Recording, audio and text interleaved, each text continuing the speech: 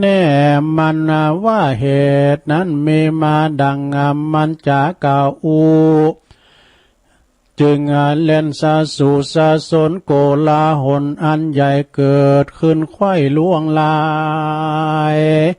พ้องก่อวำวายม้วยมางาเตี้ยหล่อข้างลำบากแข้งหากุนการแข้งขาหากุนการเดียวย่างหานเสซัมตุกปักขำจองหอยได้ต่ำก้อยเครื่องขีราชสีเจ้าป่ารู้แจ้งกว่าจุอันก็ไข่ปันบอกลาวสัตว์ป่าเศร้าดงรีบได้รีบหนีขึ้นสู่ยังที่อยู่ภายมันก็มีหันแลนาโมลาสัทธาเฮ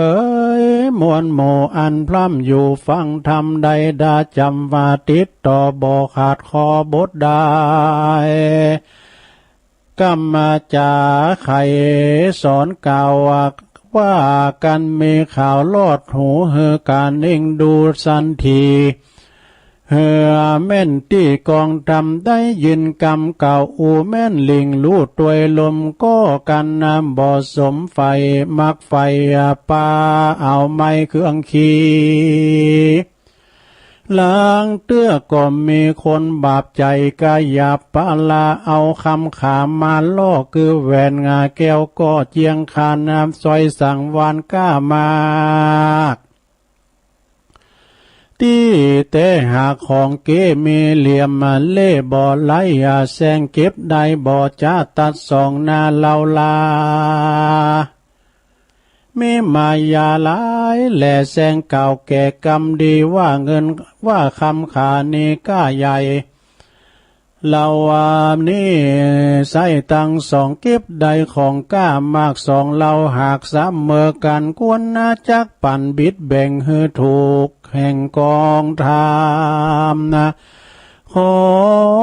เอาคำนี้เราไว้กับเจ้าสันเดียวว่าขาจักเลี้ยวขึ้นสู่ยังที่อยู่เกหาย้อนปุตตายังน้อ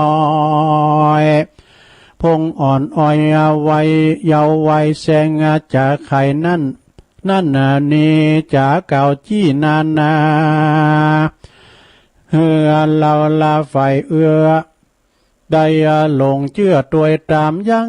จากกำงามเก่าถอยว่าอันสายซอยทำมาลงเครื่องประดับองค์นิสายขอเงินไว้กลับมาขอเงินไว้ปันคาเกิงนึ่งก้าคำคาการว่าเราลาเชื่อง่ายจกเงินจ่ายมันไปได้คำใส่นั้นเราดาเตียนย่อมสูญเปล่าเตียนย่อมเปล่าสูญโยเป็นตู้โขบ่อน้อยไหลหลังถอยด้วยจอมได้คำปลอมนั้นใส่ปาเฮอใดมองผ่านแถมปาการนึ่งเราลูกกึดเล่าการนิ่งมากันละว่าใจยิ่งใหญ่น้อยมาเก่าถอยจากใครว่าจักชวนไปนี่นะนั่นนี่ทำงานที่สบายเงินคำลายเงินเดือนหลายจักได้กวนกึดควายไปยาวแม่นด่วนเป่า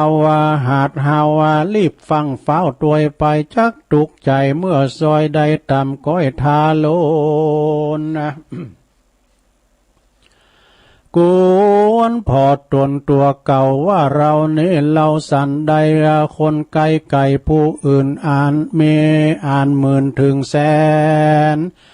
ภาพไข่แดนม้วนหมู่มีความรู้นักหนาโสรูปสมโสภางามอาจสังบ่อโอกาสเอาไป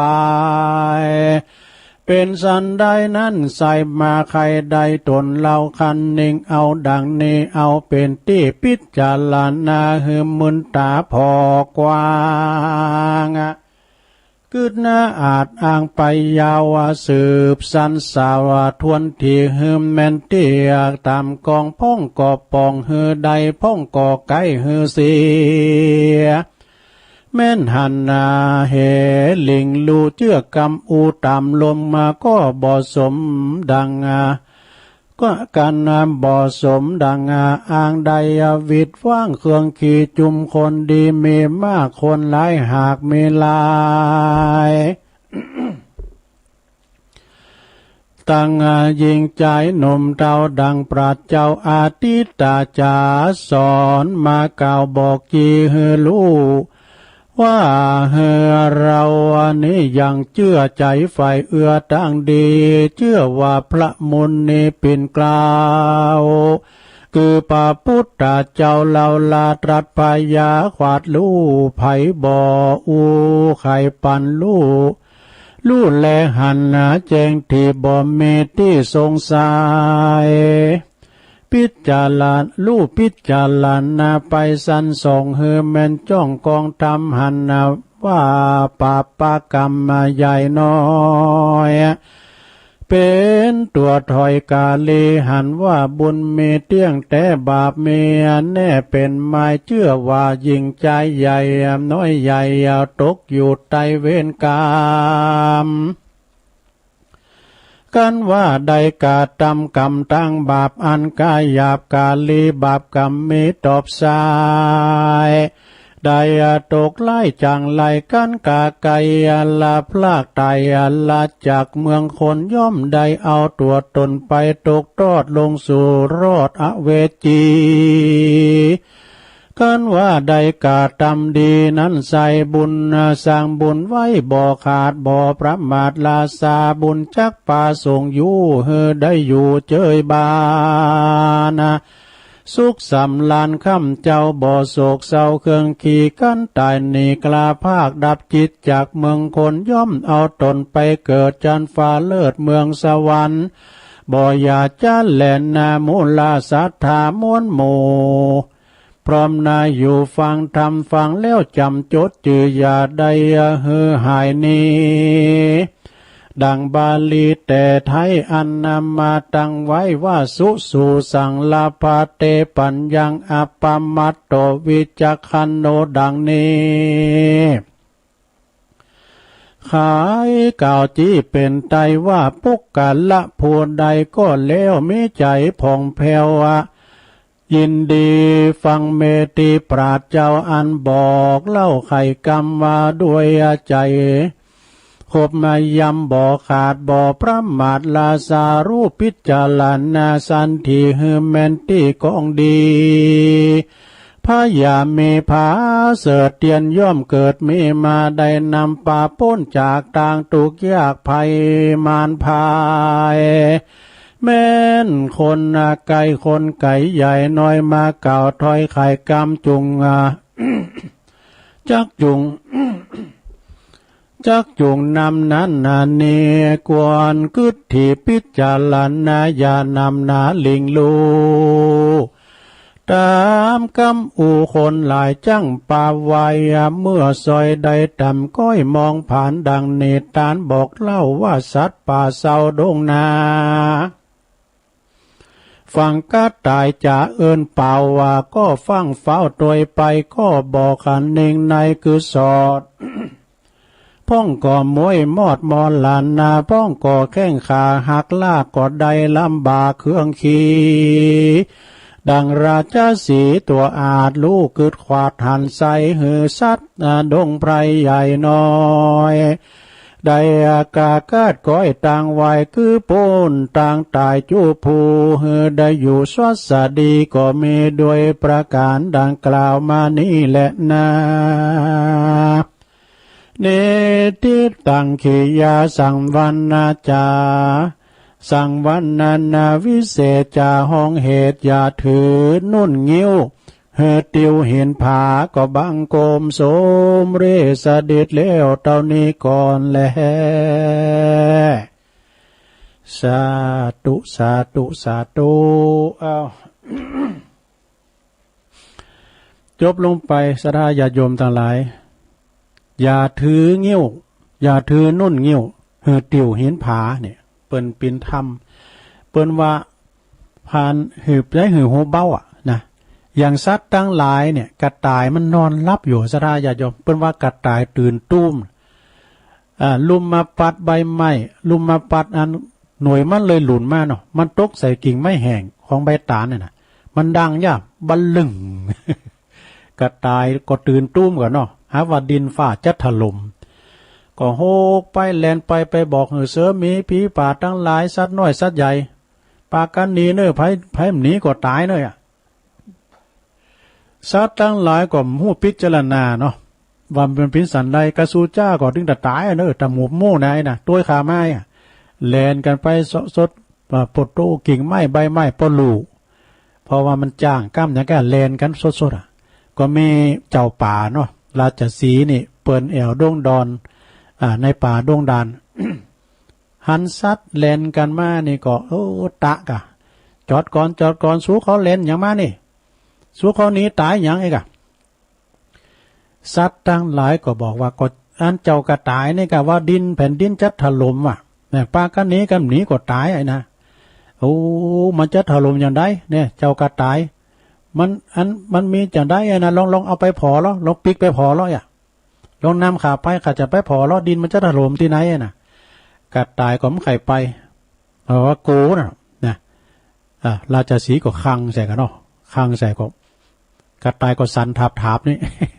ปิกมาพอพาฤาษีอันราชสีห์นั้นเปิ้นมีความคิดดูเนาะ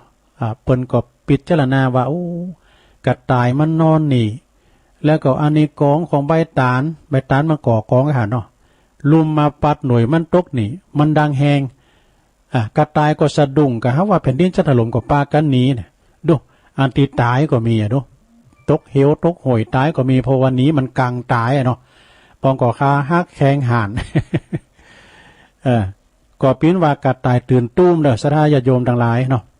กระต่ายตื่นตุ้มแล้วเปิ้นก็เปรียบเทียบกับหมู่เฮาทั้งหลายนะจะไปเจอฟังอย่างง่ายๆนะเปิ้นมามาจ้าตุนบุญเกิดที่หันที่นี่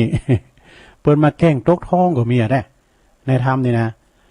แต่งเอาทองเก้มาตกไว้ตรงหน้าตรงหน้าเฮานะการเฮามีความตัณหาในอันแต่เนอะไปบอกกับไผเนอะเนี่ยดูเฮาเก็บได้ถึง2เนี่ยเอาไว้ที่ตัวเกินเนี่ยลูกค้าก็ให้นี่อยู่ตัวน้อยมันอยู่ตั้งปุ่นอยู่บ้านปุ่นเอาอีดีกว่ามาทองคำนี่มันต่ำกว่า2 บาทก้าปุตโต2 บาทกว่าหลายหมื่นอยู่เนอะเอาไม้กึ่งไปอันนั้นอันเจ้าไปเอาที่ยกเหยการเฮาตกลูกมันก็ เอาไป30,000ไปอันนี้ก็หวานเนอะเนาะได้60,000เนี่ยเนาะเปียตีไหนได้เปียว่าทองเก๋แข่งตกทองมันมีทุกตลอดนะเนาะพองก็ว่าไข่ป้ายกั้มเนาะไข่ป้ายกั้มนะมันมีเทคนิคนะศรัทธาญาติโยมนะมันมีเทคนิคนะให้มันดีนี่เฮาก็เต้นเปิ้นเหมือนกันน่ะเนาะขนาดปีต้นนั้นเปิ้นคายโคอยู่ได้แต่ แล้วคายโคอยู่ได้แต่มีแม่ยิงคนนึงขี่รถเครื่องมานะแต่งโทรศัพท์มือถือเอกแต่เอาอันนั้นเอานี่เอกแล้วก่อนสั่งงานเข่าแอปเอกเปิ้นก็กำลังแปลงนี่ก็เดียวแลเอามือไปแตะแขนเปิ้นแลเอามือไปแตะแขนเปิ้นเปิ้นลืมคิงบ่ยกอ้อไอ้ไป ยกอ้อไอ้ไปลังเนาะปลดตัวไปว่ามันแต่อ้อไอ้ยกเอาเบไปบ่เนี่ยเปิ้นออกข่าวเนาะซะนะเนาะไผหันพองอันนี้มีแต่นะเนาะอันนั้นทำเรื่องนี้ก็เปิ้นบอกว่าจะไปหูเบาหือนักแน่นนี่นะเนาะจะไปมันงิ้วนี่มันเบาหรอหือมันเห็นมันผาเปิ้นมามาจ้าอย่าไปฟังเจอเตอนี่นะเนาะไปฟังเจอเตอ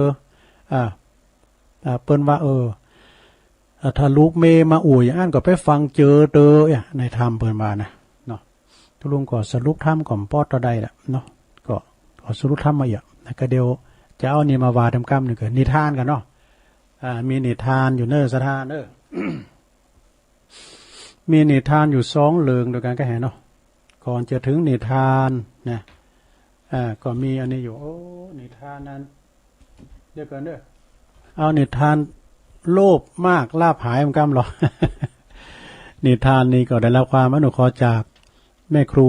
ทองคำที่วงคำเนอเสาหินบุญนะสีโบบานบุ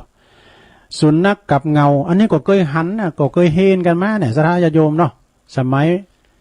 ปิ้นละอ่อนนักเรียนประถมแต่ก่อนนั้นมีสมุดด้วยศรัทธาสมุดนี่หนาปกมันนะเพิ่นจะมีนางหมาทีแล้วก็มีเสือมีหมีอันนี้นะ กันมาทีเปิ้นปั๊มติดหน้าปกเปิ้นหาบกุยหาบยังสะอันของป่าเนาะแล้วมีพญาเนอถึง3นะมาเกิดหนทางไว้ เรานิทานกันดีกว่าเนาะสุนัขกับเงาก็เป็นเรื่องเก่าที่เคยได้ยินมาละมีเจ้าม้าผู้หิวโหยตัวหนึ่งเนอะนะเตียวไว้หย่องไว้แย่งเดินเหนื่อยอ่อนเพราะว่าเหนื่อยอ่อนไปเลยเปื่อยนะมีจุดหมายปลายทางจุนกระทั่งมันมาถึงตลาดที่กาดเพื่อขายจีนขายเนื้อโดยความหิวและเหนื่อยล้ามันจึงรวบรวมพลังของมันอันมีน้อยนิดนะอันมีอยู่น้อยนิดพลังของมัน มันก็รีบขโมยเนื้อขโมยจีนไปตีนหนึ่งตีนใหญ่พอเนาะ กาไปติ้มปากแล้วก็แลนวิ่งไปสุดขีดสุดฝีเท้าป่นออกจากตลาดไปน่ะมันวิ่งมันแลนมาเลยจนกระทั่งมาถึงสะพานไม้เล็กๆน่ะโขนะโขมีลำธารมีเมืองไหลมีน้ำเมืองไหลมามีมันกำลังจะกินเนื้อกินจิ้นมันจะข้ามไปกินน้ำฝั่งหนึ่งข้ามโขไปกินฝั่งหนึ่งนี่น่ะแต่แล้วทันใดนั่นเองเจ้าม้าตัวนี้มันก็มาหันเงาของตัวเองในน้ำ หมากับเงาเนาะก่อนนะแต่ว่าเนื้อที่หมาที่ในน้ำนั่นนะมันชิ้นใหญ่กว่าของตัวมันอีกเนี่ยมันอยู่ในน้ำนะหันอันที่มันกาบชิ้นน้ำใหญ่เลยหางมันเกิดนี่นะมันเกิดในใจเพราะคิดว่าเงานั้นมันหันนั้นเงาที่มันหันนั้นก็คือเจ้าม้าอีกตัวหนึ่งมันก็วางใจเงาบันคือเป็นม้าทั้งตัวหนึ่งมันกาบชิ้นโตกว่าเฮาเนี่ยแล้วไอ้เจ้าม้าผู้หิวโหยนี่จึงตัดสินใจกระโจนกระโดดลุ่งแยงเนอนะกระโดดลุ่งน้ำแยงเอาจีนเตียนในปากม้าให้ตัวหนึ่งนะปวดโตเนอนั่นก็เนอที่อุตสาห์ขโมยมาก็ลุดนะจุ่มน้ำไป ที่มันขโมยมานะจึงตกจุ่มน้ำไปอย่างน่าเสียดายว่ะ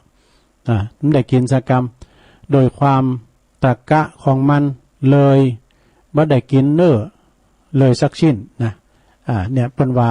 เรื่องนี้ก็จบลงไปเนาะนิทานเรื่องนี้เปิ้นสอนหัวว่าโลภมากลาภหาย โลภมากลาภหายนิทานกล่อมนะก็ได้แต่ไม่นิทานยาวนะนิทานยาวจะเป็นจะใดก็เดี๋ยวลองฟังก่อนเนอะกำเดียวก่อนสดาญาโยมทั้งหลายตอนนี้ไปตุลุงก็จะผักกำเดียวนะจะกินน้ำกำเดียวก่อนเนาะกระเดียวเจริญปอนอาจารย์สำราญนาคชุ่มเปิดห้องเพลงขอบคุณสถานีกันเนอะทุกสถานีเนอะเดี๋ยวตุลุงจะกินน้ำคำเดียวจะมาเล่านิทานเนี่ยไปฟังไลฟ์คืนไปไหนเนอะเดี๋ยวฟังอาจารย์สำราญนาคชุ่มก่อนเนาะ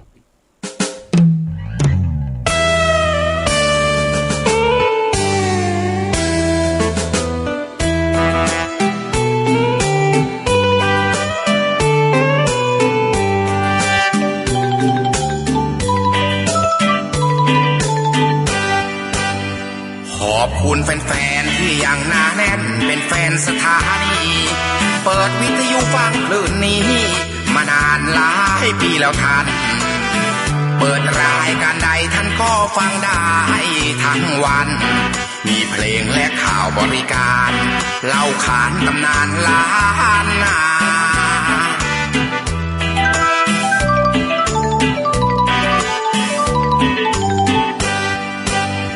จากใจจริงๆขอทำทุกสิ่งตอบแทนขอบคุณมิตรเพลงทั่วแดนขอบคุณแฟนๆทุกท่านก้าวอีกต่อไปจะขอรับใช้และบริการเผยแพร่ข้อมูลข่าวสารรับใช้บริการสังคม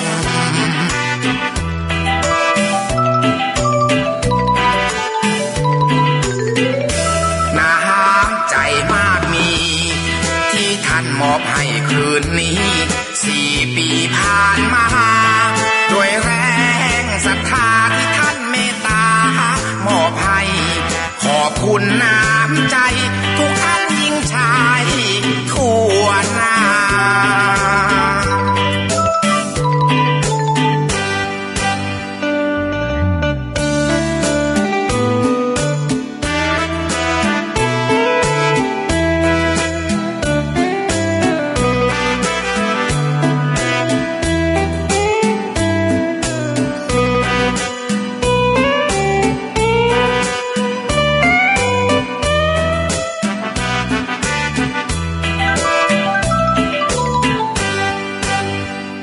ใจจริงๆขอทำทุกสิ่งตอบแทนขอบคุณมิตรเพลงทั่วแดนขอบคุณแฟนๆทุกท่านก้าวอีกต่อไปจะขอรับใช้และบริการเผยแพร่ข้อมูลข่าวสารรับใช้บริการสังคม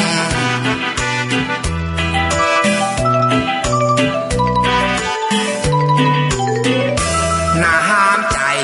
มากมีที่ท่านมอบให้คืนนี้4 ปีผ่านมาด้วยแรงศรัทธาที่ท่านเมตตามอบให้ขอบคุณน้ำใจทุกท่านยิ่งชายทั่วหน้า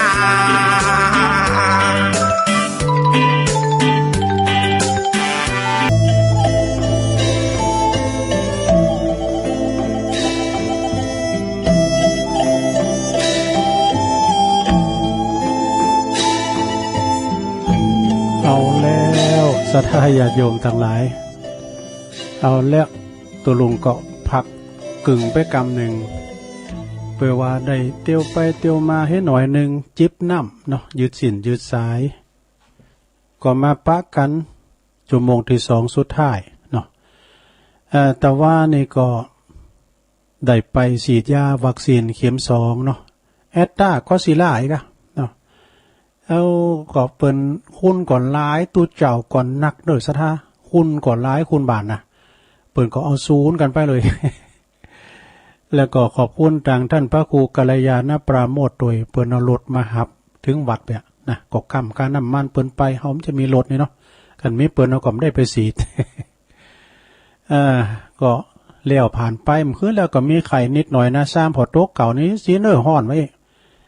หมอเปิ่นก็บอกว่าตัวลงถ้ามันเจ็บหัวอะเจ็บเนื้อเจ็บตัวก็กินยาพาราอยู่เม็ดนึงหน่อยเค็มไว้เหมือนกันนะดำกินสักคำก็ผ่านไปเนาะศรัทธาญาติโยมทั้งหลายก็เปิ้นคุณบ้านคุณจองก็ไปกันหนักกันหลายเพราะฉะนั้นมีศรัทธาที่เปิ้นไปหาบริการนี่ก็หนักนะแล้วเปิ้นก็แจกข้าวแอปข้าวกล่องมาถึงวัด11 โมงครึ่งพอดีก็กินข้าวกล่องนะกะข้าวแอปนะเปิ้นแจกด้วยกินข้าวแล้วก็รับเปิ้นมาพักผ่อนน่ะรับปิ้นจัดมื่นมา ก็ล่วงแล้วผ่านไปเนาะเอาต่อไปเอานี่มาว่าดำกำหนึ่งเกินศรัทธาญาติโยมทั้งหลายเมื่อค่ำยามคืนบึดก็จะไปลืมเน้อฟังหลวงพ่อเน้อเกมน้ำมนต์ไว้เนาะหลวงพ่อใหญ่เมืองฝางเปิ้นจะสวดมนต์เปิ้นจะปัดเป่าเสน่ห์จังไรต่างหลายสื่อพระราชตาเกมน้ำมนต์ไว้นะเกมน้ำมนต์ไว้เอานี่มาว่าทำกรรมหนึ่งเกินแม่ยิงต่างหลายยอมดูหมิ่นสามีด้วยเหตุ8 ประการกันเนอะ แม่ยิงนะแม่ยิงที่เปิ้นดูหมิ่นสามีคือโพตกเก่าเนี่ย8 ประการสาเหตุ8 ประการไม่ยังพองนะข้อ1ความอยากจนสู้เอ้ยเฮาเอากันมานี่ก็ดูปิ้นจัดมึนบ่ละในเยิ้มลำรวยสักเตยน่ะก่อนละอ่อนว่ามซื่นเปิ้นแต่งงานกันมาเนี่ยบ่รู้มีพระรถยนต์วีโก้บนขี่อ่ะ เฮาอยู่ว่าลำรวยกันแล้วนี่น่ะข้อที่2ไม่ยิงเปิ้นว่าเพราะว่าเจ็บป่วยกระเซาะกระแซะนะโผเปิ้นเจ็บป่วยนะก็ดูแลกันไปเด้อศรัทธาเด้อโผก็ดีเมก็ดีไผเจ็บไผปิ้นก็ใจใส่ดูแลกันเฮาใจใส่ไผจะมาใจใส่เฮาเนาะจะไปรังเกียจกันก็พอก้อยดูแลกันคุณเฮาจะหันน้ำจิตน้ำใจก็ตอนเจ็บปิ้นเย็นอุ่นเนี่ยเนอะพอก้อยกันจะเป็นละไปขวางกันข้อที่3เพราะว่าเป็นคุณแก่ดูก็แก่มันก็แก่กันมาถึงวันเนาะข้อที่4เพราะเป็นนักเลงสุรากันโผเปิ้นกินเหล้าไอ้เนี่ยมันก็เปิ้นก็มสอบเนี่ยเปิ้นว่านะเพราะว่าเป็นนักเลงสุรานี่ข้อที่4นะข้อที่5 เพราะเป็นคนโง่เพราะเป็นคนโง่ข้อที่6เพราะเป็นคนมัวเมา ข้อที่7เพราะคล้อยตามกิจทุกอย่างนี่ข้อที่8สุดท้ายเพราะว่าบัดสั่งสรรค์สิ่งปรารถนาทุกอย่างที่เกิดขึ้นนี่ มีบทบาทได้เด้อเนาะมีบทบาทหาเงินหาค้ำก็บ่ได้เจ็บป่วยกระเซาะกระแซะด้วยแล้วก็เฒ่าแก่ด้วยแล้วเป็นนักเลงไอ้ด้วยนะ8ประการเนี่ยไม่ยิงจังดูหมิ่นนะเนาะเอาทำอย่างหนึ่งสังคมจะอยู่ได้อย่างได้เมื่อนะเมื่อว่าคุณเฮาเป็นผู้นำครับเนี่ยเป็นอย่างอี้นะคนดีแต่ซื่อบื้อเนี่ยข้อที่หนึ่งนะสังคมจะอยู่ได้อย่างไรเมื่อมี8ข้อด้วยกันข้อหนึ่งคนดีแต่มันซื่อบื้อเนาะข้อที่สองคนซื่อแต่บ่สั่งสรรค์นะหมอนี่คนซื่อแต่มันมีความคิดสั่งสรรค์ข้อที่สามคนขยันแต่โง่นะคักนะเยการติ๊กแต่ก็เยการหามหลุมหามคำแต่ก็มีความคิดนะคือแต่โง่ข้อที่สี่คนโก้แต่เชย คนโก้แต่เชยนะข้อที่ห้าคนเปิดเผยแต่ขี้ขลาดนี่ข้อที่หกคนฉลาดแต่เห็นแก่ตัว อันนี้สำคัญเนี่ยฉลาดแต่เห็นแก่ตัวข้อที่เจ็ดคนชั่วแต่เฮงเนี่ยคุณลำรวยแต่มันเป็นคนชั่วเนาะแต่เฮงข้อที่แปดสุดท้ายคนเก่งแต่โกงเนี่ยเจ้าคนเก่งแต่ว่าสอบขี่โกงแท้เหมาะอันนี้ก็จบไปเอานี้ทำกั้มหนึ่งก่อนซะได้ญาติโยมทั้งหลายเนาะเอาเขาหำไว้ก่อนเนาะเขาหำนี่ตุลุงจดไว้มึนแล้วนะมันกินใจหน่อยสถานเนี่ยเกิดแก่เจ็บตายนั่นนะเรื่องความตายเนาะ อันนี้จดเอามาจากเขาหำในเฟซของตุปีหนึ่งประสบโชควิสุทธิธาลีดูตั้งแต่2 ปีแล้วกันเนี่ยเกิดแก่เจ็บตายสหายปีน้องไผ่บ่ห่วงของอาลัยสุดแต่องค์พุทธะยังสุดวิสัยดับขันบ้านไหลไปในปานเจ้ามนุษย์เดินดินยิงใจหนุ่มเฒ่าอย่าวังโมเมาลวงป่นความตายเนื้อใน ความตายบ่เว้นพระเนนก็ตายเฒ่าแก่ยิ่งใจเจ้านายแลค่ะมหาเศรษฐีผู้ดีมีหน้าเมตแต่คู่บายังเมน เนาะวัฏฏะสงสารกล่าวขานบ่เพี้ยนบ่พิษแผบเบาในธรรมตายดีตายห้ายยิงใจหนานำจักเอาเงินคำแลกซื้อตึงบ่ได้แลกซื้อบ่ได้ นี่นะถ้ามันถึงข้าวมาในนาสถาญาติโยมทั้งหลายเนาะเอาความเป็นจริงนะแต่คุณเฮานะมันแต่มาหอมนันนี่เนาะมันจะมาตายหอมนันจะก็ตามมันตึงไปหอมนันเนาะถึงแม้ว่าจะฉีดจะเป็นโควิดก็ตายบ่เป็นโควิดก็ตาย จะฉีดวัคซีนมันก็ตายบ่ฉีดวัคซีนมันก็ตายนะถึงเวลามันนี่นะคนจนก็ตายคนรวยก็ตายคนสวยก็ตายคนหล่อก็ตายดู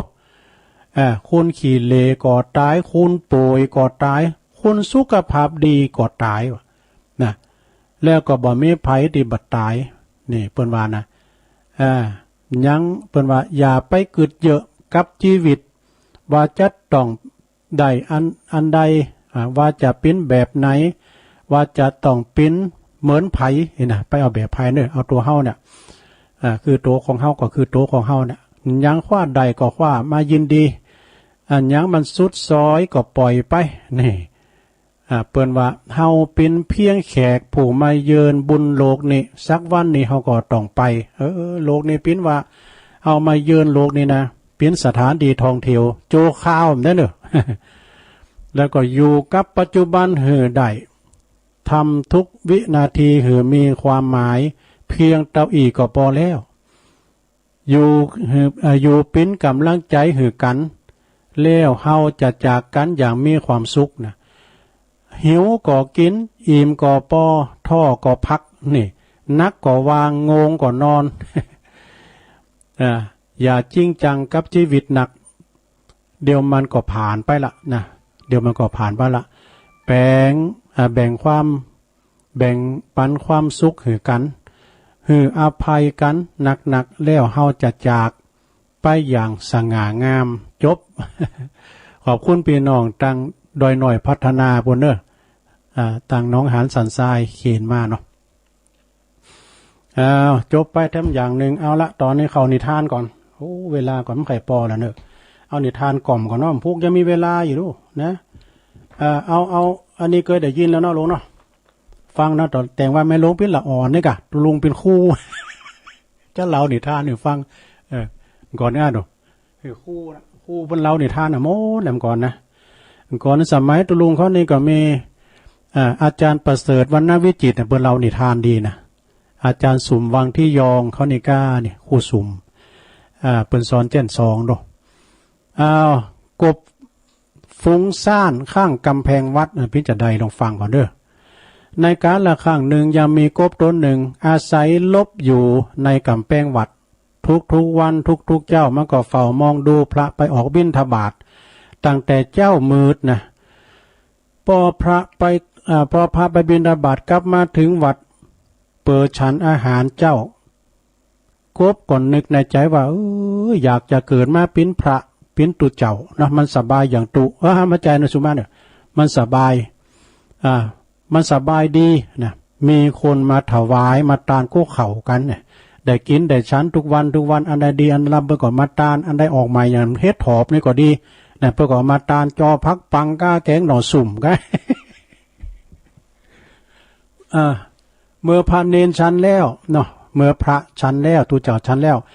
ก่อนนำอาหารตีเหลือน่ะนะมากมายนั้นเอาไปหือขายโยมพระน้อยเอามือขายโยมเด็กวัดวะเด็กวัดก็กินต่อปลาทูก็เหลือกากาง แล้วเด็กวัดกินอย่างอร่อยตอนนี้กบก็เปลี่ยนใจจากไข่ปิ้นตูเจ้าอยากจะมาปิ้นเด็กวัดแถมแล้วเนี่ยเพราะว่าสบายกว่ากันสบายกว่าพระเด็กวัดนี่หลายคนนี่ตื่นสายก็ได้วะ คือมารับลูกหลาก็ได้แล้วก็บัดต้องตามพระไปออกบิณฑบาตก็ได้วะสบายกว่ากันเยอะเลยเมื่อเด็กวัดกินอาหารเสร็จแล้วก็โกยเอาอาหารทั้งหมดเนี่ยที่เหลือน่ะไปหือม้าวัดไอ้จอกอเขากินน้ำแล้วนะไปกินน้ำแล้วเด็กวัดทั้งหมดก็แยกย้ายกันไปจอยล้างจานไปจอยกันล้างจานกบถึงตอนนี้ไอ้เจ้ากบตัวนี้ก็เปลี่ยนใจทำแล้วนะอย่าเกิดมาเป็นหมาวัดทำแล้วเพราะว่าบ่ต้องล้างจานเหมือนไข่โยมเหมือนกับเด็กวัดแต่พอพกหมาวัดกินอาหารเสร็จแล้ว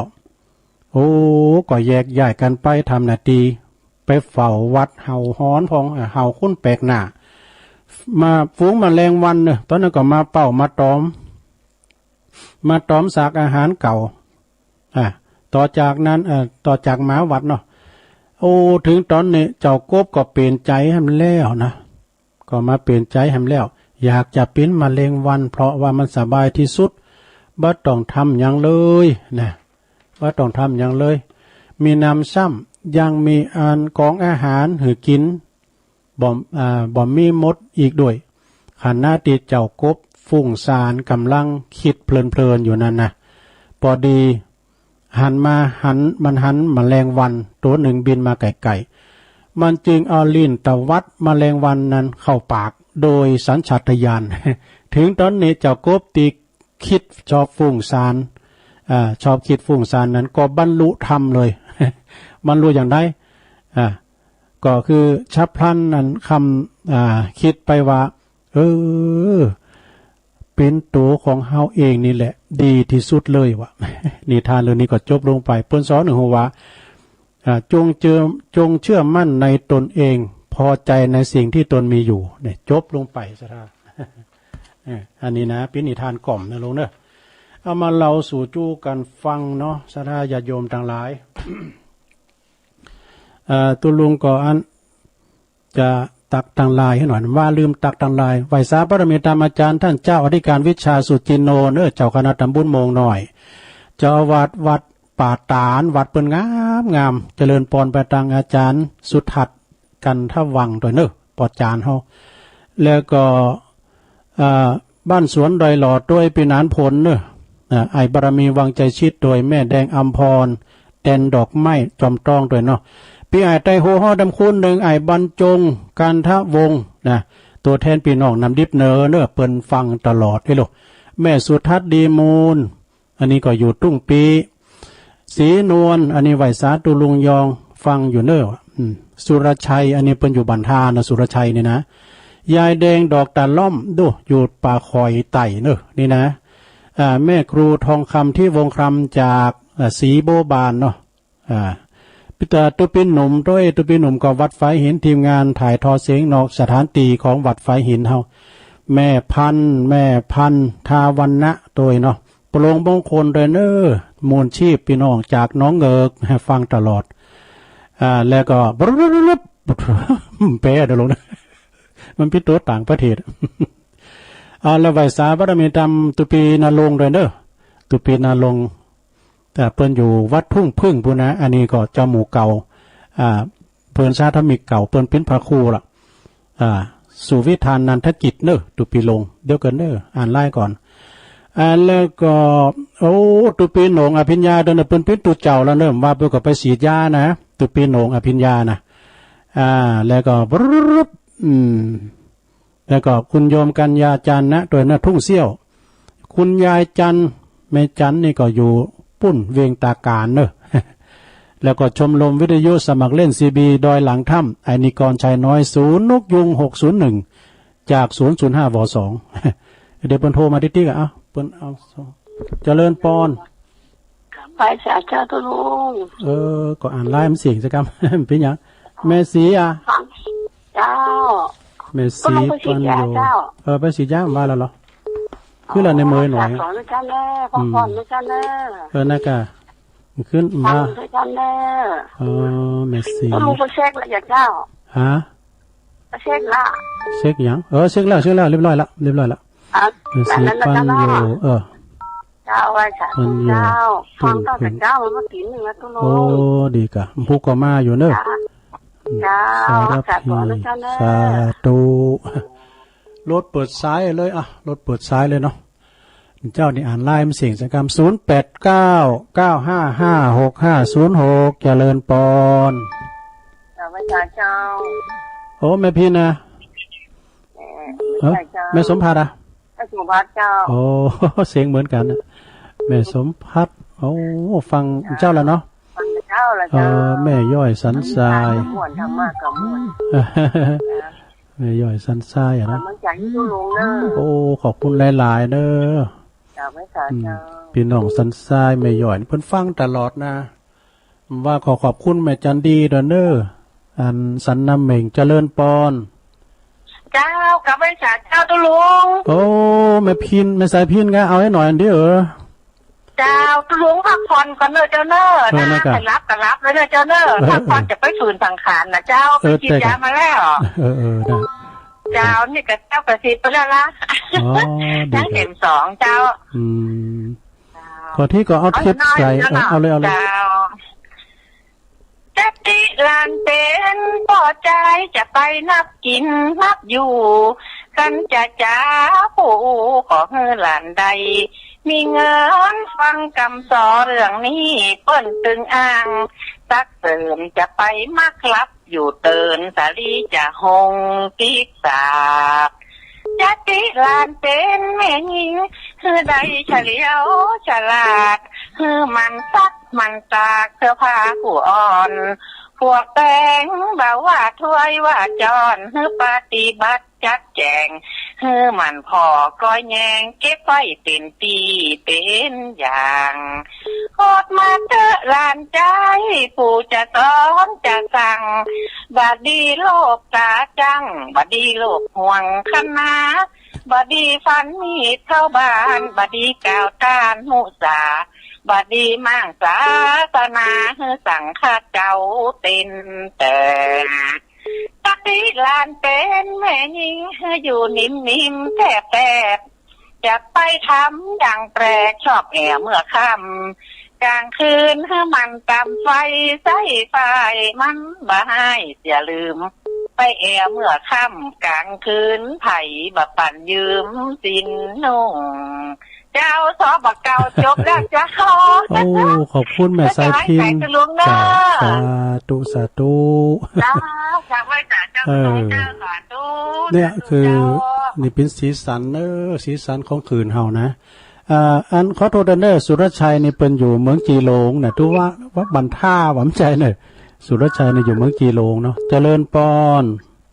กาบไฟสาครับหลวงรู้โอ้ปีเน้นรักเขาเนาะสมณเน้นรักปัญญนนั้นได้ยินเปิ้นซอแหมว่าจะบัดโหละได้ยินเปิ้นซอมาก็อดมาได้เนาะเสียงเปิ้นม่วนเปิ้นหวานครับว่ากบเนาะความเท่าไรกับบ่ปอแต่กบก็โลภเนาะจะเป็นหนึ่งเข้าเป็นตัวเก่าดีกว่าเนาะเป็นตัวเองดีกว่าเป็นตัวเก่าเพื่อปัญหาเนอะปัญหาไปยอมหวดตัวยาโกะโคนหันไปได้นะดีๆก็ถ้าเป็นโคนน่ะเหมาะวันนี้กับมีสาระอย่างหลายๆอย่างนะครับเนาะฟังธรรมก่อม่วนวันนี้ธรรมนิทานได้ฟังไปนักแล้ววันนี้นะก็เป็นกำลังใจเสมอนะครับหลวงลุงโอ้ขอบคุณการทุกนัดถึงพิจักเตือเขาก็ฟังเปิดนะฟังบรรการโมนดิครับฟังเฮาฟังเปิดหน้าเนาะสาธุที่จริงนะแม่สายพินตูลุงก็เอาเทปใส่ไว้แล้วนะแต่ว่ามันใจขืนมันก็พิญญาก้าจับไปแล้วที่แรกก็ว่าจะมาเอาเทปใส่กะแล้วก็มันใจมันหุมลงไปนะก็เลยมาจัดให้ละเอาสายตรงเจริญปอนเจ้าไว้โอ้ยายน้อยมาแล้วเดินสิงหาปีเดินวันนี้เนาะตอนแต่ว่าในเจ้าขออนุญาตน้อยเจ้าเนาะพอมีของตัวยิ่งกว่าพระเจ้า19 องค์หมื่นวัด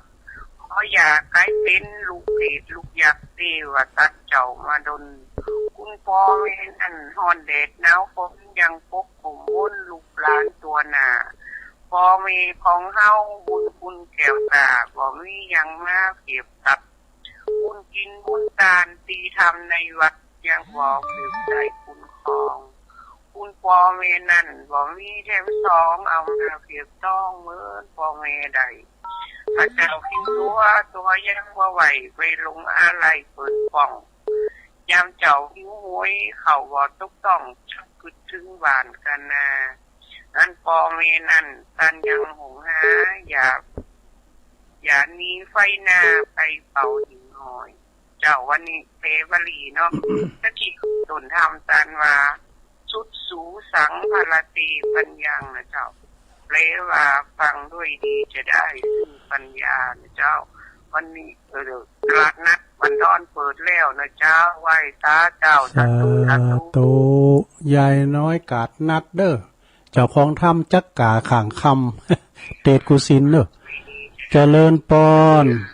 แกไม่สาเจ้าตุลุงโอ้อันนี้แม่สีทอนกะเสียงป้อยดีแม่สีทอนหนองบัวชัยประการเนาะตัวแทนพี่น้องฟังกับเจ้าแล้วนะโอ้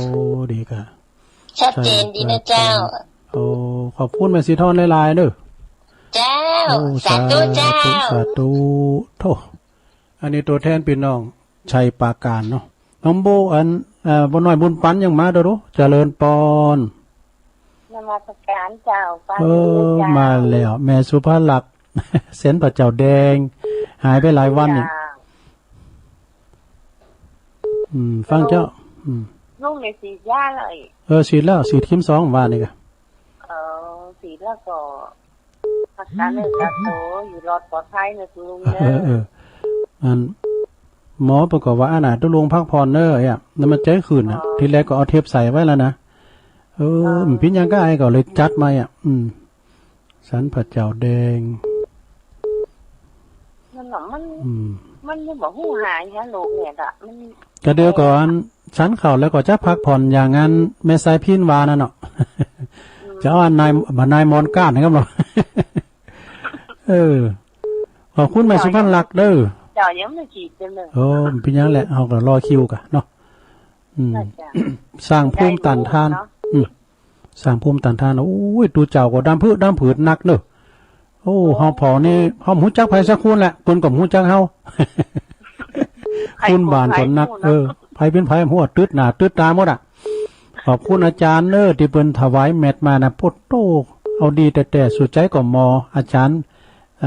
สีพลอยประดับยนต์บุญนะอาจารย์เพิ่นถวายมาขอบคุณแม่สุภลักษณ์เส้นพระเจ้าแดงเนาะโทษที่กำลังใจนะจ๊ะตัวแทนโอ้ตัวแทนพี่น้องบันทิมาแล้วเดี๋ยวลื้อหลงอย่ามาละ แม่สุพรรณมงคลพันธ์เขาเจริญปอนครับไม่ใช่ครับโอ้อันนี้ปอธนาฮะปอวินนะครับปอลงวินเนาะครับโอ้ปอลงวินก็ฟังเจ้าละกะเจ้าเลยตีสามมันอันสันขีเล็กเนาะครับสันขีเล็กฟังอยู่เนอโอ้เวงป่าเป่าเนาะวอปอปอกำลังใจนะตุลุงขอบคุณหลายๆเนี่ยปอลงครับขอบคุณสาธุขอบคุณปอลงต้นสายมันหนักเนาะติดแล้วก็ดีละครับแล้วก็ตั้ง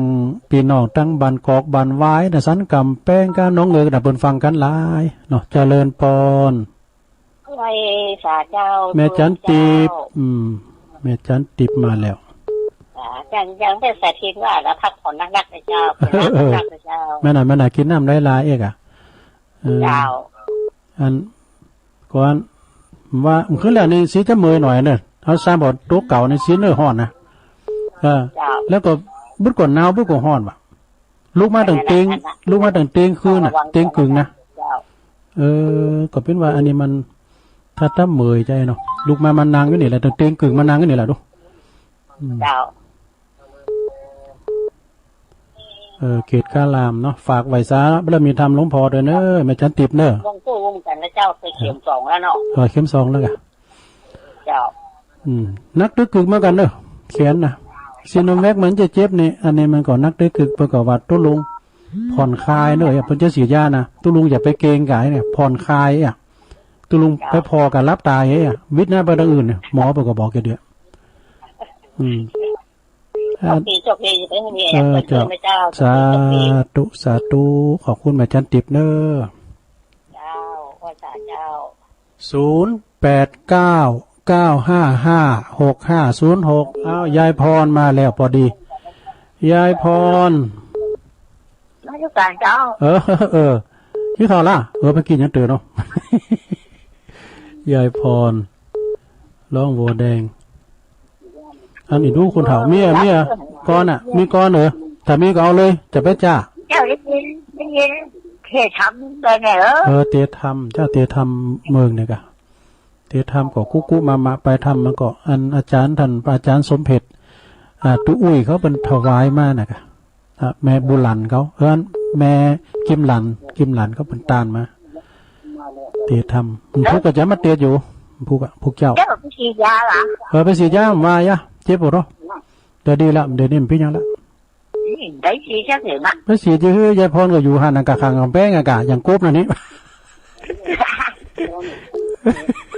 จุมาเนี่ยว่าลินได้ในยายพรเนี่ยผู้ก็โทรมาดำเด้อเอาให้ตีกันเนาะเดี๋ยวที่มีซุกบุญรักษาถึงว่าร้อยมามีจะไม่เจ้าหน่อยมีกำเจ้านะกะเจ้าตอนเมื่อก็ฟังธรรมกาโท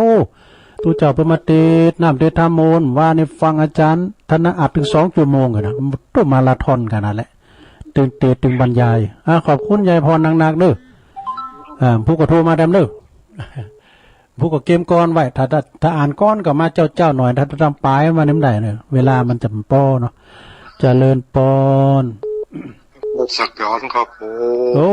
ไอแดงปอลิงแดงบัวแดงแสลงใจครับผมหน่อยนั้นทหารเก่าครับผมฟังเจ้าแล้วเนาะฟังเจ้าแล้วผมนั้นได้สักคิมเลยครับไปปิ้นยังก็ปิ้นยังอยู่บ้านเดียวเจ้าแม่จิตก็โทรมาแล้วแม่จิตของเจ้าเกิดแม่จิตก็อยู่เมืองจีเนาะเมืองจีหลงเมืองจีใหม่ครับแม่จิตนะเมืองจีใหม่เป็นปิ้นอันแม่กับนั่นเก่าว่ะแม่จิตนะครับเป็นแม่กำนันเก่ากันนี่ครับผมแล้วนี่เพิ่นก็เอาลูกเพิ่นมาโบสถ์นี่ก็ที่ดอยน้อยนี่ครับผมแม่ครูละวันเขานี่จะฟังก็อยู่กว่าแฮเมื่อกี่โลงน่ะ เอาละฟังอยู่ก็ฮะเปิ้นโทรมาสักเตือนี่เดี๋ยวผมเคยโทรผมบอกก็เป็นภารกิจนะไอ้แดงนี่อยู่บ้านยังก่อนปัตตานะเกิดเมื่อกี้โลเลยย้ายไปอยู่ปัตแทนเมื่อกี้เนาะครับผมดินบ้านเดียวนะครับผมนะก็ปัตตานะก็ไฟแป่นตุปิแก้วเนาะครับผมตุปิแก้วก็ดีกับกูเคยกันดีอ่ะบทตัวเป็นแปลงวาวเก่งเนอะบอกไฟกันเนี่ยเจ้ากันนั่นแหละปิดนี่อยู่ว่าลอนขอบคุณไอ้แดงเนี่ยแดงที่นี่อันนี้ก็นะครับก็ซิล่าอย่างตัวลุงเนาะแอตตาก็ซิล่าตัวลุงศิลป์ว่าครับผมบอกถ้าดีตัวเนาะยินดีไอ้แดงเนอะขอบคุณเนอะครับอยู่ช้าครับผมหน่อยนานทหารเก่าเนอะในนาเพิ่นฟังตลอดปูนปัดเต้นเมืองจีเจริญปอนนมัสการค่ะคือลุงอันนี้โดยน้อยพัฒนาเนาะค่ะโดยน้อยพัฒนาหนองหานสันทรายค่ะโดยน้อยพัฒนาค่ะหนองหานค่ะสันทรายค่ะชัดเจนดีกว่าตามปูน่ะชัดเจนดีค่ะตุลุงพยายามดื่มน้ำนะจ๊ะน้ำก็กินสิ่งโขนเนี่ยเจ้าเนี่ยโขนเพราะใหญ่เขาให้จิบน้อยๆจะไม่ใช่ดื่มทั้งขวดมันก็จิบน้อยๆเนี่ยมันลุกมาทั้งหมดเต็งกึ่งอันนี้ค่ะดูแลรักษาสุขภาพนะคะขอบคุณเด้ออยู่ดีมีสุขเด้อค่ะนมัสการค่ะเจริญพรสาธุ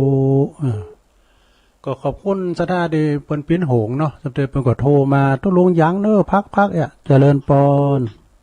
จะไปสาธุลุงโอ้แม่บุญพี่นะหายหน้าหายตาไปเนี่ยสวัสดีมาลำได้โทรตุลุงตั้งตุลุงค่ะรอพอลานนาลูกอย่างเอาแต่รับนักมันกับเจมันจะรับนะมันจะรับนะรับหยิบรับหยอบอ่ะแต่ละมันจะคนที่รับถ้าคนที่รับนั่นมันจะรับแต่กะผมว่านี่ลูกปุนมาก็ชั้นเพลแล้วเนาะเขาแอปเปิ้นก็ตำน้ำพริกแต่ใส่เขาแอปมาแล้วก็มีอย่างกับอันอย่างก็ชั้นเขาแล้วก็รับปะท้อว่านะแม่บุญพินก็ฟังเนาะยินดีนะแม่บุญพินเด้อรับนะเด้อสาธุฟังตุลุงอยู่นะเจ้าเจริญปอนพี่น้องต่างเมืองฟังไม่อายใจประการโทรมาเด้อเจริญปอนกับไว้สาขามาแล้วพุทธนบุญเราขวัญกันเนี่ยพอหน่อยบุญปันมาแล้วครับผมฉีดยามาพักผ่อนรักเลิศระวังบูบเลือดสูงนั่นก็กูเหมือนกันนะซับออกรายการแล้วก็พักผ่อนเลยบ่ต้องอย่างนั้นเลยนั่นก็เพิ่งผมมือติวน้ำนะไม่ขี่ย่ามนะน้ำนักเอาเป็นห่วงตัวลุงนะตัวเจ้าเสียมนะครับกลับไปสาตัวลุงเป็นกำลังใจตัวลุงเลยถ้าบ่ไหวก็พักเลยเพราะมันพูกนะนั่นก็ครับผมกลับไปสาครับเพิ่นก็ว่ามันจะมีผล 2-3 วันกันนะว่านี่ฮะว่าสบายนี่คือแล้วนี่ไข่น้อยนึงอ่ะเนื้อห่อนนี่3เอาเนื้อตัวน่ะเจริญปอนแจงโฮลี่นะแม่สีแม่จันสีแม่จันสีอ่ะก่อนโยมยังได้ฉีดเข็มเดียวอยู่น่ะแจงโฮลินฟังโยมก็เพียเมื่อกี้น่ะเอิ่นประจำแม่ฟองห้องสิทธิ์เนอร์แม่ทองสันปะแดงเขาแม่คันแก้วเขาเนอร์พี่น้องตามแม่อายตำบุญบันลงเนาะพอเล่งนันลงเขาเห็นกำลังใจแม่บ่มมันกิติวงศ์เนอร์แม่บ่มมันฟังหันก็เนาะแม่จันสีอยู่ดีมีสุขเนอพี่น้องแจงโฮลินฟังเนาะสาธุแต่ว่าเนี่ยได้ยินพี่น้องตั้งปุ่นอ่ะตาตอนบนอ่ะพี่แม่อยู่ตาตอนโทรมาเนอะพี่แม่เนอะเจริญปอนครับนมัสการครับผมมาแล้วอาจารย์นิพนธ์สาธุภาพเด้อวัดพระธาตุดอยสะเก็ดกินน้ำอุ่นวันละ5 ลิตรก็พอครับนมัสการครับผมครับขอบคุณครับสาธุ0899556506มาเวลาลุงหลายอยู่เนอะเจริญปอน ไว้สาเจ้าตัวลุงโอ้แม่แดงเนาะเจ้าแม่แดงดอกตะล่อมรัตนาโทรบอกให้ติดติดแล้วแม่แดงเจ้าตัวลุงไปฉีดมาแล้วเข็ม2กับเจ้าเข็ม2อ่ะเจ้าหลอดปลอดภัยกูยางเนอะเจ้าลุงผมเจ็บป่วยเมื่อไข่เนี่ยมันคืออะไรมันเนื้อห้อนได้3บ่เนื้อตัวเนื้อห้อนหน่อยบึกกว่าหนาวบึกกว่าห้อนเจ้ามีผลข้างเคียงก่อยกะเพิ่นว่าเจ้าเนี่ยเฮาเป็นละอ่อนฉีดเนาะสิได้กะโอ้โธ่ก่อนนี่เนาะเพิ่นก็พ้น3วันกันเนาะวันนี้อาจจะเจ็บมาสุขภาพด้วยเด้อขอบคุณแม่แดงเด้อรัตนาดอกตะล่อมไม่กล้ารู้นี่นะทีมงานธรรมะคลายเครียดเจริญปอนครับขอกราบจะไปไว้สาปอนนั้นครับท่านเจ้านะครับโอ้ติดยากท่านเจ้าฟังตลอดแม่แรงก็ฟังโอ้ได้ฟังน้ำฟังธรรมที่ท่านตกูอันเป็นจัดแต่ละวันม่วนนะท่านเจ้าเนาะท่านเจ้าพิวัฒนาวิโกมเป็นจัดนะครับโอ้ได้ฟังครูบาอาจารย์เป็นเตศในอันลีลาการธรรมวัดนะโอ้ม่วนดีครับถ้อยชัดคำดีโอ้อย่างมาปิติยินดีแต่ครับได้ฟังหลายเรื่องหลายไม่แรงก็ได้ฟังเห็นนะท่านเจ้าเนาะโอ้ฟังจุใจได้กะโอ้ม่วนครับดีครับกาไว้แต่ละตนแต่ละองค์นะครับโอ้กว่าเพิ่นจะมาถึงจุดนี้ได้ครูบาอาจารย์เนาะเพิ่นได้ชำนิชำนาญมาเต็มที่แล้วเทศน้ำเทศทำฟังม่วนจัดถ้อยละเมาเอาใจดีครับเป็นทำนองธรรมวัดนะครับคนเฒ่าคนแก่เพิ่นฟังโอ้คนก็ม่วนอกม่วนใจพอยุคนี้ยามนี้ก็ไปวัดไปวาก็อย่างท่านเจ้าฮู้ไปยากลำบากคนเฒ่าก็ลำบากด้วยนะเจ้าก็ขอเป็นกำลังถวายกำลังใจท่านเจ้าเด้อแล้วก็ขอท่านเจ้าให้มีสุขภาพสมบูรณ์แข็งแรงนะครับขอกราบแต่ใจไว้สาในบารมีธรรมท่านเจ้านะครับกราบไว้สาครับยินดีปนนั้นนากันปนนั้นสายยันเลยนี่นะเพิ่นอยู่สารปีอย่างเนื่องนั่นนี่นะเพิ่นก็จัดรายการกับอาจารย์พระครูไพศาลด้วยวัดทุ่งปากเกร็ดขอคิดเป็นนักนะเจริญปอนครับไว้สาธุลุงโอ้พอเลี้ยงบุญตันมาแล้วฟังเพิ่นก็ม่วนเนาะมันโตมันก็เมืองฟางใกล้เนาะแจ่ห่มยังมาเด้อไกลๆมาแต่มันฟังถ้าอันนี้เหมือนกันฟังแต่เจ้าละลุงดีกะบ่ได้ก็โกดจะกรรมไหมนะโกดแป๊บเดียวก็ติดเลยกว่าโกดมาเตอเป็นยังลุงสิยาล่ะสิยามานี่กะรอบ2อ่ะชิ้นเข็มที่2อ่ะอันนี้ไปตะวารอบแรกเข็มแรกไปฉีดที่ไหนน่ะฉีดแล้วดีกะอันตะวาเข็มแรกครับไปจากลุงเด้อสร้างภูมิคุ้มกันยินดีเด้อปอบุญตันสาธุโอ้เข้ามาใหม่เด้อเข้ามาใหม่0899556506เวลาเหลือหลายอยู่โอ้หลวงพ่อมานิดไหวสาครับไหวสาครับหลวงพ่อมานิด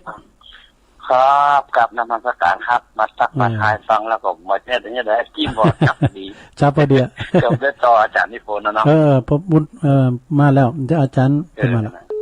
ปลอดภัยเนอะฉีดแล้วนะแล้วกลัวเข็มก้าแต่เลือดเพิ่นน่ะผมปะคนหลายผมบ่เลือดนะเลือด2 เดือนนะครับคำนี้ถ้าคนบ่หลายก็จะฉีดเข็มที่1เดือนนี้เลือดนะที่2ครับอยู่ดีมีสุขตั้งนี้ไปเนาะปลอดจากโรคภัยไข้เจ็บแล้วก็โควิดนี่เฮาก็จะไปหากันอยู่เนาะทุลุงเนาะมาหากันอยู่ไปหากันอยู่กระแสใจถึงไปของกินยินดีเนอะยินดีเดือนหลวงพ่อยินดีที่เปิดได้น้ำติ๊บนะน้ำบอกแก้วกินยินนะเลยนะการเดี๋ยวขอเพิ่นหาปัญหาสุวรรณพงษ์ไม่มีน้ำเนิกกี่ข้างในแล้วเขาขึ้นมาถวายตาเนิกตัวเจ้าเลยออกบิณฑบาตอยู่ปัญหาสุวรรณปอทวีแม่คำปันปานกับแม่แดงหมู่2เด้อวันนั้นค่ำเลยกะวันนั้นค่ำไฟแดงโดยถามว่าโลโดยนะวันนั้นค่ำไฟแดงโดยถามว่าโลโดยโอ้น่ะค่ำไฟแดงเช้าเย็นตาลิโยโดยเช้าเย็นมาเยี่ยมนะเช้าเย็นเราอย่างมาส่งนะแต่ว่าไปบิณฑบาตสายบ้านถนนค่ำเราก็เอารถมาส่งขาปิกมาเนาะต้องขอบคุณกันโดยจะเป็นใจสายวัดใจว่าถนนค่ำไฟแดง ต่อคำอุตมาปิดบัญชีในอำพันธ์ของนี่แต่สถานยาวยมถึงหลายทุกวันเป็นจะใช้ทุเจ้ามันนี่ตุ้ยด้วยเขาว่าขอบคุณครับอาจารย์ครับอาจารย์ครับครับหลวงพ่อมานิถาวโรพุทโธน้ำเปิ้นแห้งเด้อน้ำบอกแก้วกินยินเปิ้นสาธุเจริญปอนข้าจะจะลุงโอ้แม่เพนนะแม่เพนเอาให้หน่อยเด้อจ้ะแสงไฟสว่างใจสว่างใจสว่างใจด้วยแสงไฟสว่างใจด้วยแสงธรรมเจ้าฟังชัดเจนจะลุงเด้อ103เลยนะเจ้า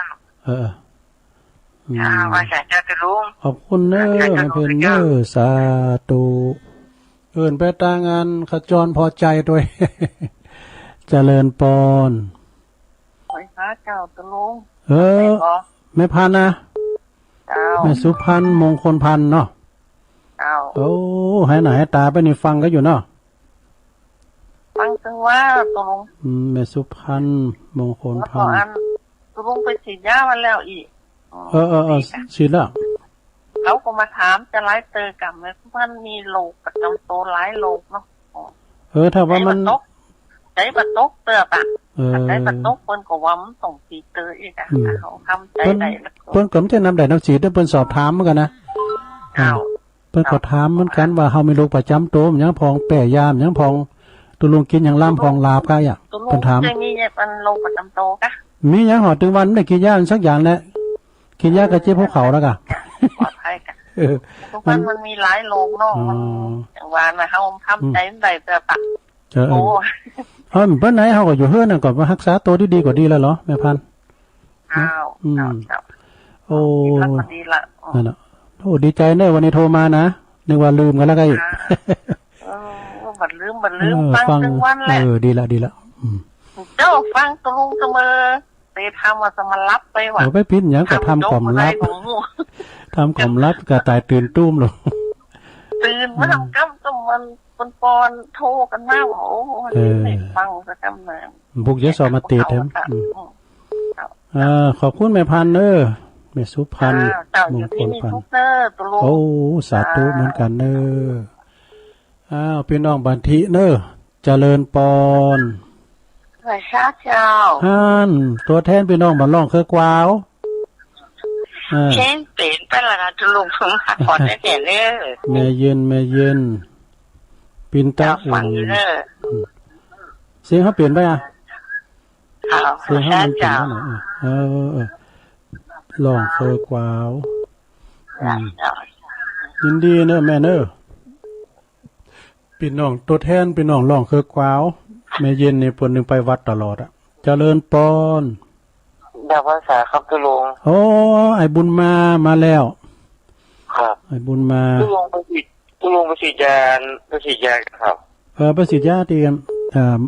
ยนหลังมช.เดียวเป็นเรียกว่าหอประชุมมช.อีกผมยังมาได้ฉีดก็ลุงผมก็มามีใครป้าไปลงทะเบียนอะไรอย่างเงี้ยครับก็บอกเหินปลุงห้างกะว่าเราต้องขายลอตเตอรี่หน้าบ้านไหนเนาะเพราะว่าเราอยู่กับบ้านคงหมดเป็นอย่างเงี้ยครับแต่ไม่พิ้นอย่างเขาก็ใส่แมส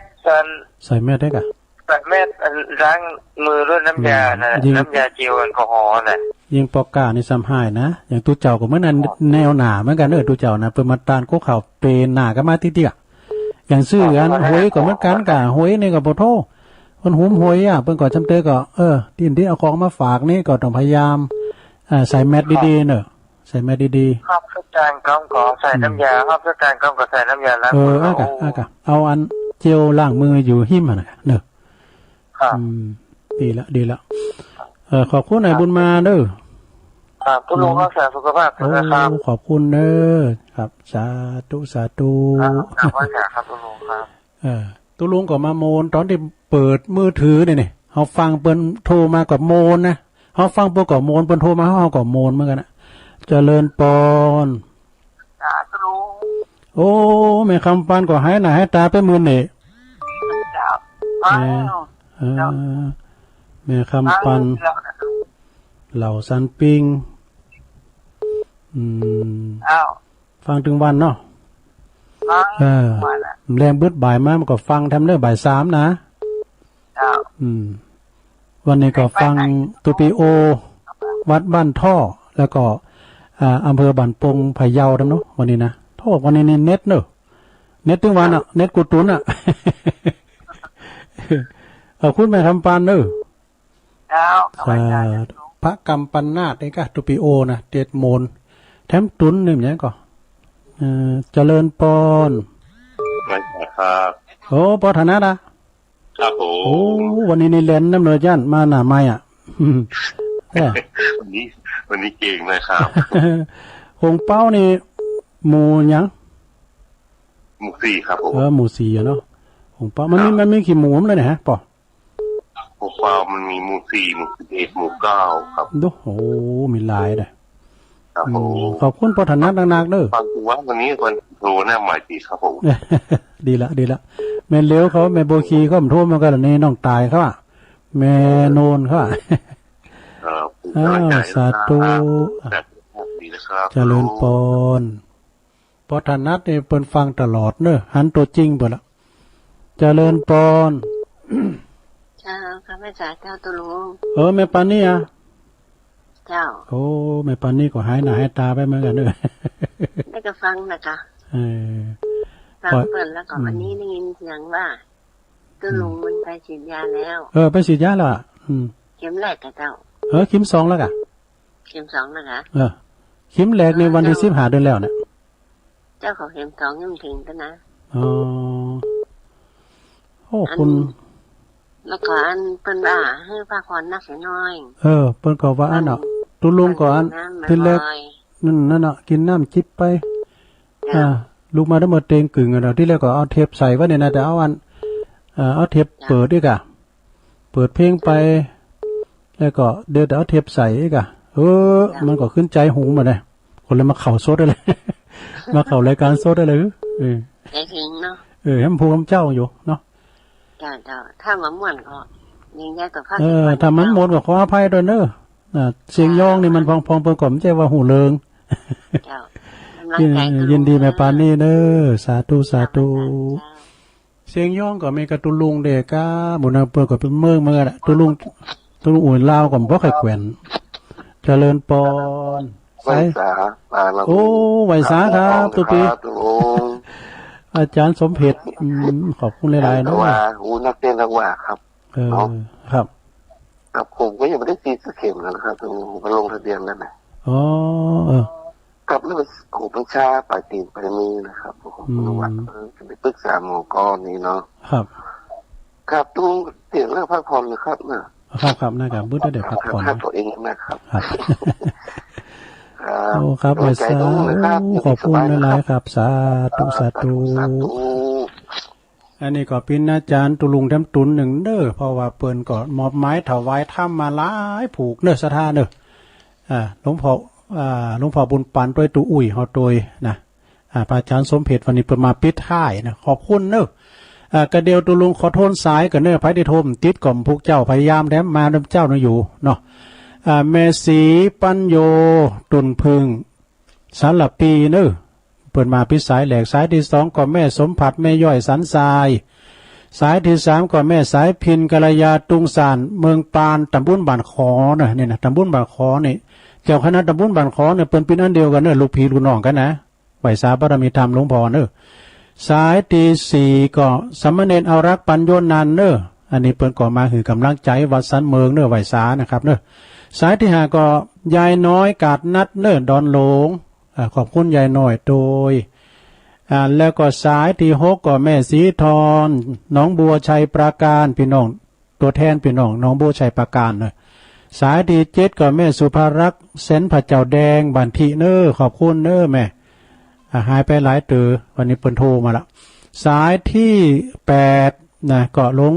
ประลงวินเนอสันขีเล็กเวงป่าเป่าประลงก็ฟังตลอดนะสายที่9ก็แม่จันติบเกตกาลามเนออันนี้ก็เปิ้นก็ฟังตลอดสายที่10ก็ยายพรร้องวัวแดงสันกำแพงเชียงใหม่ใครเป็นกบก็กบข้างกำแพงสายที่11อันนี้หน่อยนานทหารเก่าเนอะบ้านป่าเต้นเมืองจีไอแดงเนอะขอบคุณไอแดงเนอะ สายที่12ก็แม่น้อยดอยน้อยพัฒนาตำบลหนองหานสันทรายเด้อขอคิดเจ้าก็เอาเปิ้นมาว่าเนาะ สายที่13ก็แม่บุญปันอันแม่บุญพินนะสมมาเด้อแม่บุญพินโรงพยาบาลลานนาเด้อขอบคุณแม่บุญพินเด้อฟังกันอยู่เนาะสายที่14ก็ป้าน้อยบุญปันมโนครเสาหินเมืองฟางเด้อโอ้ป้าน้อยก็ลำลืมการโทรมาคือกำลังใจก็ขอบคุณป้าน้อยด้วยแล้วก็สายที่15ก็แม่จันสีแจงโฮลินอันนี้ก็ฟังเหมือนกันเด้อตุนซ่านเนาะฟังเหมือนกันเนาะฟังตลอดสายที่16ก็อาจารย์นิพนธ์คนโคราช อันนี้เป็นอยู่วัดพระธาตุดอยสะเก็ดเนอสายที่17ก็แม่แดงดอกตาล่อมรัตนาขอบคุณแม่แดงแม่กล้านะสายที่18ก็ปนันสายยันสารพียางเนิงอันนี้เนี่ยโอ้ยนักปราชญ์ด้วยนี่นะเปิ้นมาหือกำลังใจตุลุงมันไหนเปิ้นมาหยอดได้ก้ามก็สาธุขอบคุณปนานเนอะสายที่19ปอบุญตันป่าไร่เจดีย์ซ้ำหยอดอันนี้เป็นผู้ฟังรุ่นอาวุโสสายบุญแถมสายที่20หลวงพ่อมานิถาวโรสำนักสงฆ์หอมบุญเนอะปุตโตเปิ้นได้น้ำบ่อแก้วกินยินได้ดีใจด้วยเด้อน้ำเปิ้นแห้งดีนี่ โอ้สายบุญเปิ้นหนักเนาะแล้วก็สายที่21ก็แม่เพนขาวเตี้ยอันนี้คนสู้ชีวิตเนอะสะพานบุญจากตาจ้างเวงน้องหล่องสายที่22ก็แม่สุพันธ์มงคลพันธ์พี่น้องบ้านที่ขอแม่พันธ์อยู่ดีมีสุขเนอะแม่พันธ์สายที่23ก็แม่เย็นปินตาอุ่นร้องเคอกวาวตัวแทนเนอะพี่น้องร้องเคอกวาวเพิ่นก็ฟังกันหลายนะสายที่24ก็ไอบุญมาเนอะอันนี้เปิ้นอยู่น้องใหม่น้องหอยนะเปิ้นขายเลขายเบอร์ด้วยเนาะขอบคุณไอมาไอบุญมาเนอะสายที่25ก็แม่คำปันเหล่าสันปิงโอ้อันนี้ก็แฟนครับประจำแต่สายที่26ก็ปอธนัทควงเป้าหมู่4เนอะปอธนัทเนอะวันนี้โทรน่ะไม้ติดดีใจสายที่27ก็แม่ปราณีมณีจรมแม่เมาขีดเล็กเนอะขอบคุณเนอะแม่ปราณีสายสุดท้ายสายที่28ขอโทษได้28สายกันเนอะวันนี้นะพระอาจารย์สมเพชรปัญญาโนวัดป่าไผ่บอดวัดป่าไผ่บอดทองดอยสะเก็ดเนอะอาจารย์เปิ้นดูแลครูบาด้วยขอบคุณกูเสียงกูสายเนิ่มผูกไปป้ากันใหม่นอสถาเนาะวันนี้ก็ตุลุงก่อนนำรายการจากลาสถาไปก่อนเด้อขอมีความสุขกายสบายใจอยู่ดีมีสุขเหมือนกันจุโคนจุดตานเนิ่มผูกเจ้าป้ากันใหม่จัตตารโอธรรมาวัฏันติอายุวันโนสุขังปะลัง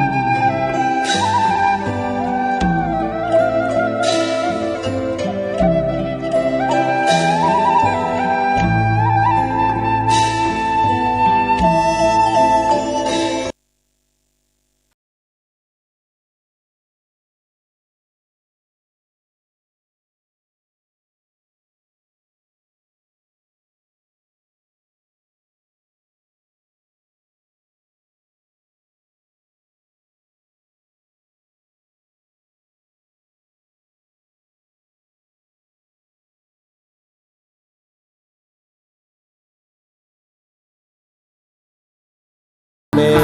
สุตังเอกังสัมยังภควา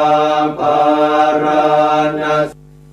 สิยังวิหารติอิสิปตะเนมิคทาเยตาตระโคภควาปัญจวัคคีเยภิกขุอามันเตสิทเวเมภิกขเวอันตาปาปชิเตนะนะเสวิตาภายโยจายังกาเมสุกามสุขันลิกานุโยโคหิโนคัมโมโปตุชนิโกอนาริโยอนาถสันหิโตโยจายังอัตตกิลมัฏฐานุโย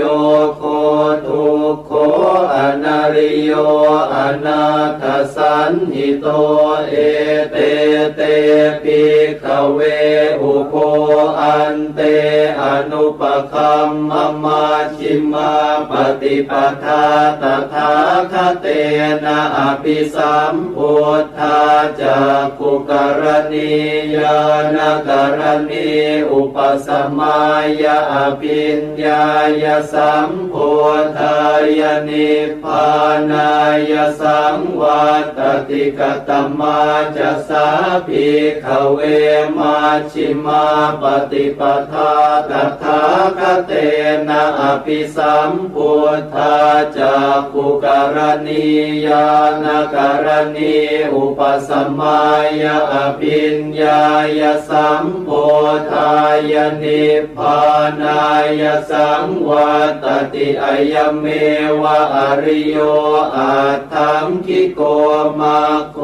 สัยยติทังสัมมาทิฏฐิสัมมาสังกัปโปสัมมาวาจาสัมมากัมมันโตสัมมาอาชีโวสัมมาวายาโมสัมมาสติสัมมาสมาธิอายังโคสาภิกขเวมาชิมาปฏิปทาตถาคเตนะอภิสัมพุทธาจักขุกรณียานกรณีอุปสมัยยะอภิญญายสัมโพธายนิพพานายสังวัตติอิทังโคปนะภิกขเวทุกขังอริยสัจจังชาติปิทุกขาชราปิทุกขามรณะปิทุกขังโสกปริเทวทุกขโทมนัสสุปายาสาปิทุกขาอาปิเยหิสัมปโยโคทุกโขปิเยหิวิปโยโคทุกโขยัมปิชังนลปฏิตัมปิทุกขังสังขิเตนะปัญจุปาทานาขันธาทุกขาอิทังโคปนะภิกขเวทุกขสมุทัยโยอริยสัจจังยายังตัณหาโปโนภวิกานันทิราคสหคตาตาตระตาตราภินันทินีสัยยติทังกามตัณหาภวตัณหาวิภวตัณหาอิทังโคปนะภิกขเวทุกขนิโรโธอริยสัจจังโยตัสสะเยวตัณหายะเสสวิราคนิโรโธจาโคปฏินิสสะโคโมติอนาลโยอิทังโคปนะภิกขเวทุกขนิโรธคามินีปฏิปทาอริยสัจจังอายเมวะอริโยอาทังคิโกมาโคสัยยติทังสัมมาทิฏฐิสัมมาสังกัปโปสัมมาวาจาสัมมากัมมันโตสัมมาอาชีโวสัมมาวายาโมสัมมาสติสัมมาสมาธิอิทังทุกขังอริยสัจจันติเมภิกขเวปุเพอนันโนสุเตสุธัมเมสุจักขุงอุทปปาทิญาณังอุทปปาทิปัญญาอุทปปาทิวิชชาอุทปปาทิอาโลโกอุทปปาทิตังโขปนิทังทุกขังอริยสัจจังปริญญายันติเมภิกขเวปุเพอนันโนสุเตสุธัมเมสุจักขุงอุทปปาทิญ ญาณังอุทธปาทิปัญญาอุทธปาทิวิชชาอุทธปาทิอาโลโกอุทธปาทิตังโขปนิทังทุกขังอริยสัจจังปริญญาตันติเมภิกขเวปุเพอนันโนสุเตสุธรรมเมสุจักขุงอุทธปาทิญาณังอุทธปาทิปัญญาอุทธปาทิวิชชาอุทธปาทิอาโลโกอุทธปาทิอิทังทุกขสมุทัยโยอริยสัจจันติเมภิกขเวปุเพอนันโนสุเตสุธรรมเมสุจักขุงอุทธปาทิญาณังอุทธปาทิปัญญาอุทธปาทิวิชชาอุทธปาทิอาโลโกอุทธปาทิตังโขปนิทังทุกขสมุทัยโยอริยสัจจังปหาตาพันติเมภิกขเวปุเพอนันโนสุเตสุธรรมเมสุจักขุงอุทธปาทิญาณังอุทธปาทิปัญญาอุทธปาทิวิชชาอุทธปาทิอาโลโก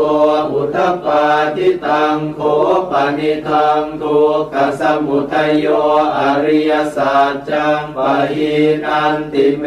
ภิกขเวปุเพ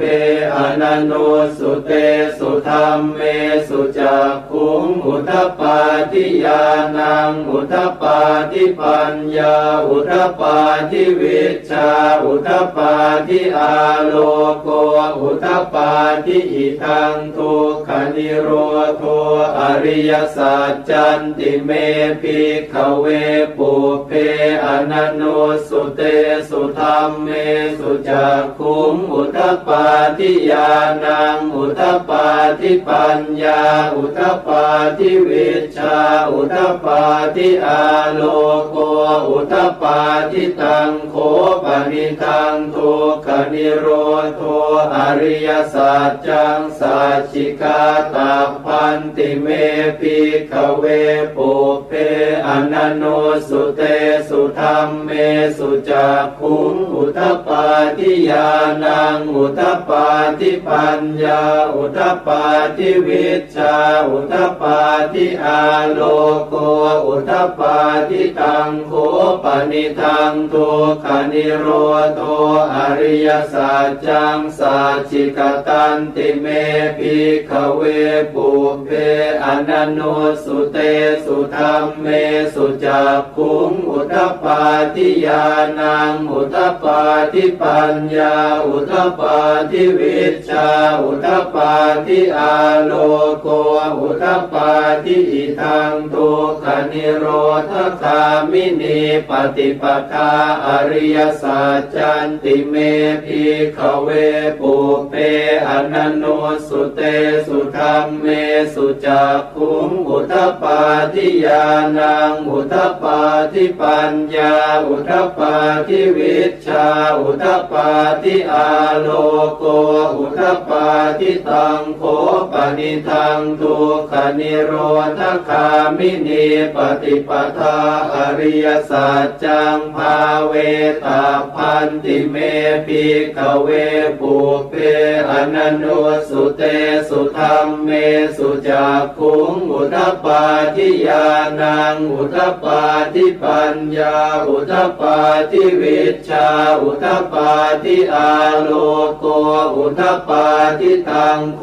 ปนิทังทุกขนิโรธคามินีปฏิปทาอริยสัจจังภาวิตันติเมภิกขเวปุเพอนันโนสุเตสุธรรมเมสุจักขุงอุทธปาทิญาณังอุทธปาทิปัญญาอุทธปาทิวิชชาอุทธปาทิอาโลโกอุทธปาทิยาวกีวันจะเม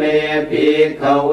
อิเมส สุจตุสุอริยสัจเจสุเอวันติปริวัตตังทวาทสาการังยถาภูตังญาณทัสสนังนสุวิสุทธังอโหสิเนวตาวาหังภิกขเวสเทวเกโลเกสมาระเกสพรหมเกสสมณพรหมนิยาปัจจายสเทวมนุสายอนุตตรังสัมมาสัมโพธิงอภิสัมพุทโตปัจจัญญาสิงยโตจะโคเมภิกขเวอิเมสุจตุสุอริยสัจเจสุเอวันติปริวัตตังทวาทสาการังยถาภูตังญาณทัสสนังสุวิสุทธังอโหสิอัฏฐาหังภิกขเวสเทวเกโลเกสมาระเกสพรหมเกสสมณพรหมนิยาปัจจายสเทวมนุสายอนุตตรังสัมมาสัมโพธิงอภิสัมพุทโตปัจจัญญาสิงญาณัญจปนเมทัสสนังอุทปปาทิอปุปปาเมวิมุตติอายมันติมาชาตินาติธานิปุนาภโวติอิธรรมโวจะภควาอัตตมนาปัญจวัคคียาภิกขุภควโตปาสิตังอภินันทุงอิมาสมิงจะปนวัยยากรณาสมิงพันยมาเนอายาสมโตโกนทัญญาสวิรชังวิตมลังธรรมจากขุมอุทปาทิยังกินจิสมุทัยธรรมังสัพพันตังนิโรธธรรมันติปวัตติเตจะภควตาธรรมจากเกภูมิมาเทวาสัทธมโนสาเวสุงเอตัมภควตาภาลานาสิยังอิสิปตเนมิคทาเยอนุตตรังธรรมจากกังปวัตติตังอาปฏิวัติยังสมเนนวาพรหมเนนวาเทเวนวามาเรนวาพรหมุนาวาเกณจิวาโลกัสมินติภูมานังเอวานังสัทธังสุตวาจาตุมหาราชิกาเทวาสัทธมโนสาเวสุงจาตุมหาราชิกานังเทวานังสัทธังสุตวาตาวติงสาเทวาสัทธมโนสาเวสุงตาวติงสานังเทวานังสัทธังสุตวายามาเทวาสัทธมโนสาเวสุงยามานังเทวานัง